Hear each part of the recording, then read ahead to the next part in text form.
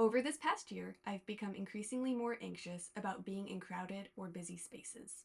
And I know I'm not alone in those feelings and can imagine that sentiment has only become amplified since Charlie Kirk's assassination.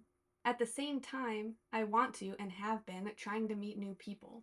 I do want to have meaningful relationships, but it feels impossible to do that when it feels like everyone is stuck and just trapped inside their own hyper-specific ideological bubbles. And you can't fix something if you refuse to acknowledge the reality of what's actually broken. And that's how you end up shadowboxing with a boogeyman instead of taking any positive action that could bring about real change.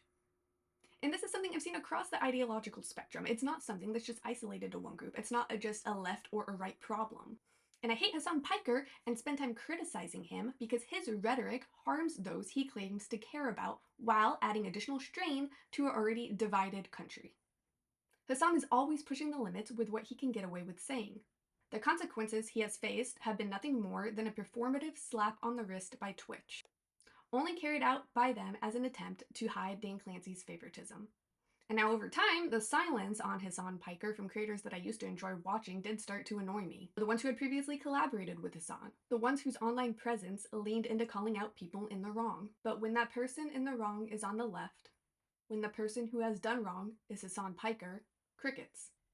I'm glad Hassan has chosen not to go to TwitchCon, but I honestly don't understand why it's still happening at all. How Dan Clancy spoke about security didn't instill much confidence. If people aren't aware of who Hassan really is, and the extent of his relationship with Twitch, how are they supposed to make an informed decision about their own safety? On one hand, I don't think YouTubers who have previously collaborated with a creator should feel obligated to speak out if that creator messes up. But what if said YouTuber has exposed their audience to somebody who promotes violent rhetoric and whose right-wing counterpart was just killed? Do they now have a responsibility to inform their audience?